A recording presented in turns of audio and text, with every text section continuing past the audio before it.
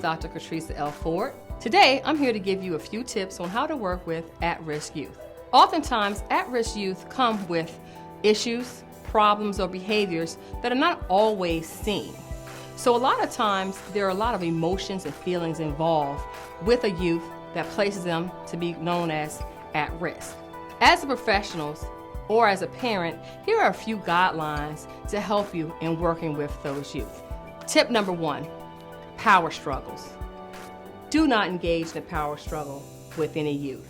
You will not win. They win, and they basically can show that they can conquer you because you've given up your power going back and forth with them when in the end, as the adult, you have the last say-so. Tip number 2, empower them with giving them options and choices and redirecting them with some of their decisions. For an example, if you want Johnny to stop talking in class, instead of saying stop talking in class, ask Johnny, well, Mr. Johnny, is there anything you need to say to the class? We'll stop and give you that opportunity.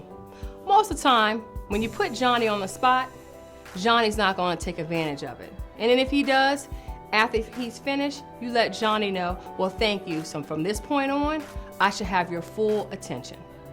The third and final tip is to give that youth a voice. When I say give them a voice, make sure you take the time to hear what it is they have to say. Oftentimes, these at-risk youth, sometimes they do not want to participate. So instead of calling them out and shouting them out in front of a large group, pull them to the side and ask, well, what's going on? Well, can you at least do this part for me? And I'll accept that today. When you give them a voice, they're more willing to be engaged, they're more willing to trust you, and they're more willing to do what you ask of them. And also, when you're being positive to them, you're showing them how adults can still be trusted, individuals can be trusted, and still be positive. So remember, when working with at-risk youth, you know that a lot of times these kids feel powerless.